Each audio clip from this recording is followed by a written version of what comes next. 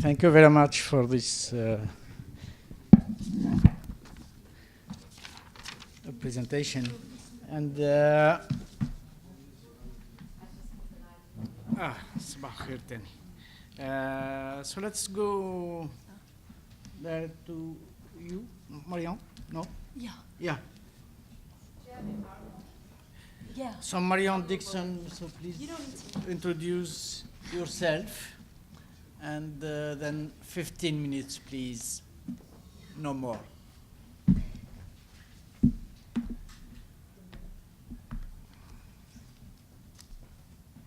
Oh, sorry. Okay.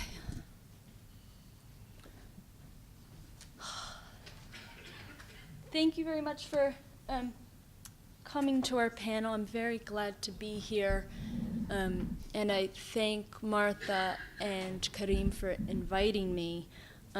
It feels like I've been working on research in and about the region on agriculture and food for many years, and I have been kind of seeking a research group like this, so I'm very pleased with it. And I want to propose a methodology that comes out of my, you know what, actually I need a little bit of light to see my notes. A methodology that that comes out of research, field research that I conducted in Egypt from 2008 to 2012, based on my doctoral dissertation on what is titled "The Making of the Corporate Agri-Food System in Egypt." And I want to start off the main analytical framework is capital accumulation and the state system, and a problematic that I want to propose. The problematic for this research group, I looked on the website, and is looking at problems in food production that reflect policy, in particular the de-development of Arab economies, which the presentations yesterday eloquently and devastatingly reflected. So that's clearly one trend in the region. And the problematic that I want to present is another trend, overlapping trend, which is, we can just say very simply, problems in rural livelihoods or access to adequate nutritious food that is a reflection of who controls what and who gets to eat what. And in particular, I'm talking about capital concentration in land, markets, and the like. So the main intervention here is an analytic of a national or domestic agri-food industry in Egypt. And for this presentation paper, I'm just talking about this. The industry in Egypt is it has a very long history. I'm just going to talk about the industry as it grew from the early 1990s to the revolution, 2011. The reason is that it went through an explosion, a tremendous growth in consolidation during that period, just as Egypt was more greatly integrated or incorporated or participated in, if you want to call it the world economy, free trade regime, globalization, whatever you want to call it. So what is the agri-food industry? I know I have to go fast. So essentially, it's the integrated, corporatized agriculture and food sector, or we can just say the formal sector that is one part of a larger formal economy. It's dominated by Egyptian family business groups, transnational corporations, multinational corporations, financial firms, and the military also. I'm not including the military. Of course, the military is a big player in agriculture and food. The share of food that the industry distributes as a percentage of the national food market is relatively small, and I'm going to show some figures, but grew rapidly leading up to the uprising. And importantly for this group, there are multiple and overlapping direct and indirect consequences of this growth for small-scale producers and vendors, and I'm only going to address a couple of them. Okay. So the landscape, there are four, one way to think about it is there are four main intersecting nodes of the industry: fresh fruits and vegetables and processing, and part of that is, a big part of those two nodes is the agro-export market, which is Roland, the presenter, was talking about in Lebanon. In Egypt, that's a big part of the agro-export market, some for the domestic market, but mostly for the supermarket and hypermarket shelves of the Middle East and Europe. Animal protein complex, largely for the domestic market, and then what you can call corporate food service and food retail. Food service being McDonald's and the like, I'm just giving examples, food retail, supermarkets and hypermarkets. So clearly this formal economy, it has a wide consumer spectrum. It cuts across class, but is dominated by, the consumer market is dominated by the middle upper classes.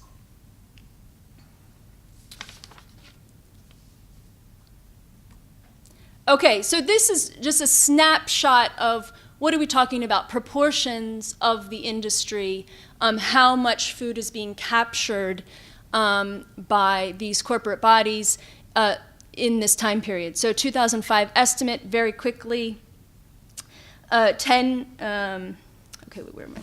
Sorry here. Okay, quick estimate, 70% of processed food production and comes from the informal or non-organized and independent enterprises. That was the estimate in 2005. And 80% of employment.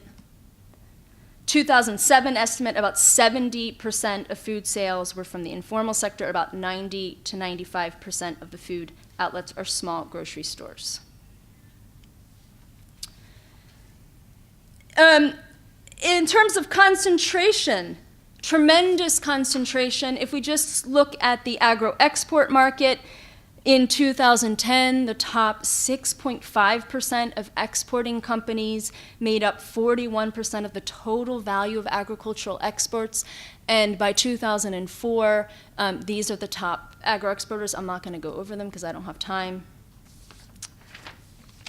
So this growth and consolidation really happened on the back of two economic crises. Since the early 1990s, as we all know, 1991, this was actually an economic crisis that was rattling much of the indebted South, including Egypt, and structural adjustment packages were passed as a way to resolve this crisis. And that led to there were two major trends, and I want to quickly go through this. Two major trends. The first trend, corporatization, meaning transnational corporations, in many cases, re-entered the country, were part of buying up the state assets that were being privatized, and Egyptian family business groups began to corporatize and integrate into and within agriculture and food. That's why I call this the wave of corporatization. Of course, this was also the time that Egypt then joined the World Trade Organization. Then there was a watershed moment, 2003, major moment of financialization and new banking law in Egypt that led to rapid expansion of financial firms that were very active in mergers and acquisitions in the agri-food sector. And of course, this was the rise of a new reemergence of a political class of finance capitalists in Egypt.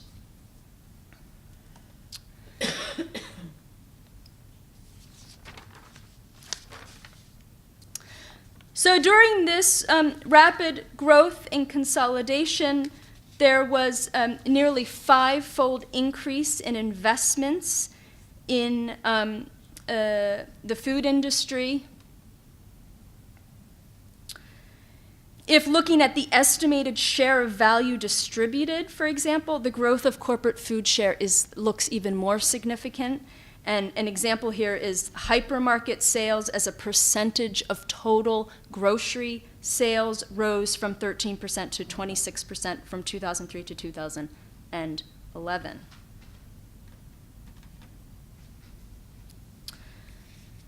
So as the industry has grown, the direct consumer market for small scale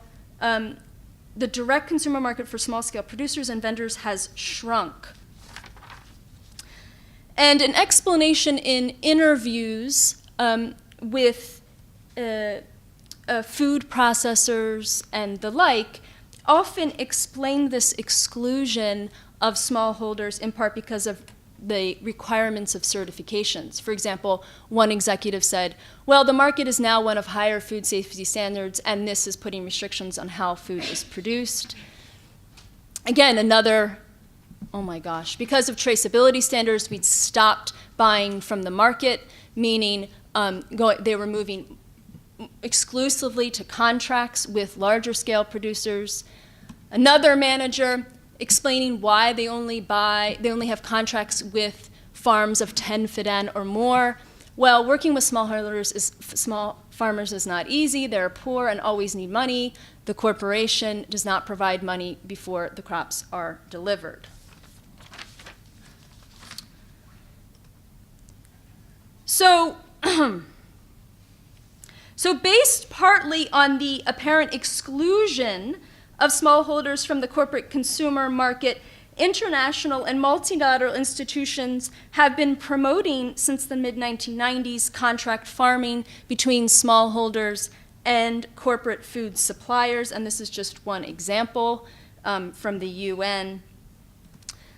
Pro-poor contract farming attempts to address this exclusion through contract arrangements between smallholders and corporate retailers at home and abroad.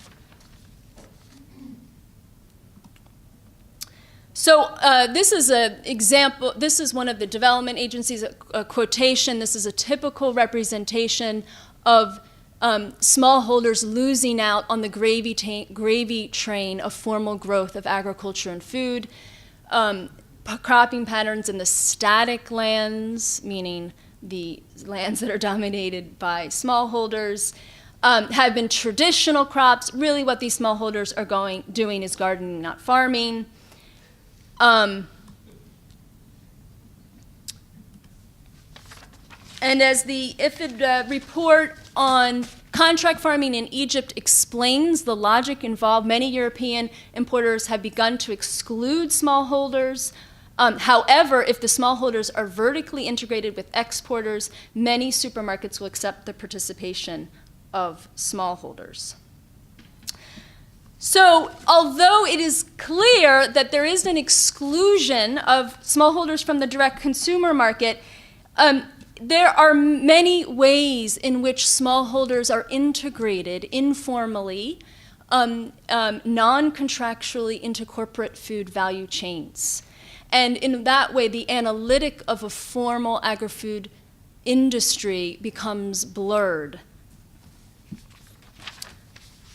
And I have like just a few minutes. So smallholders, for example, supply to agro-exporters on demand. This is all part of my research findings. Corporate processors buy from the market. That means from not outside of contracts. Smallholders supply to traders or middle-sized processors who then supply up the value chain. So I want a few minutes to give this example. Just one example of corporate dairy, and I can give more. Corporate dairy is a very important consumer product in Egypt.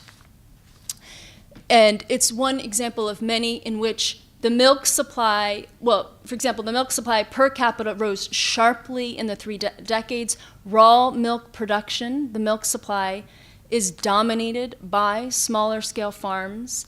And the dairy industry is heavily concentrated in the hands of a few corporations. So the dairy industry, like Johanna, they would say, we only have contracts with larger scale processors, but actually smallholders are integrated through these medium-sized processors. And this is an example of the value chain of raw milk for processing.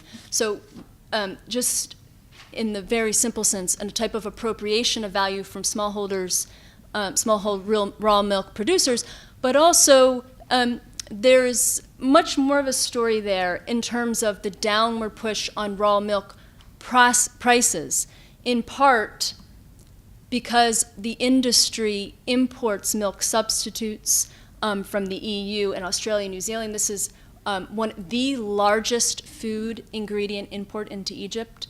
And at the time of the revolution, there was a case, as some of you may remember, a case against the monopolistic practices within the industry. They were basically lowering the price. They were rigging, what's the word? I'm sorry, I can't remember. Price fixing, yeah. Okay, so main conclusions methodologically, using the agri-food industry as an analytic, but then breaking it down. And there are direct and indirect past and present relations between rural livelihoods and corporate food. Thank you. Thank you very much.